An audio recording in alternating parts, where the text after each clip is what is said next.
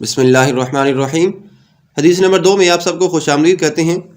حضرت عمر بن خطاب رضی اللہ تعالیٰ عنہ سے روایت ہے کہ انہوں نے کہا کہ نبی کریم صلی اللہ علیہ وآلہ وسلم نے فرمایا کہ تمام اعمال کے ثواب کا دار و مدار اس کی نیت پر ہے۔ ہر آدمی کو وہی حاصل ہوگا جس کی اس نے نیت کی ہوگی۔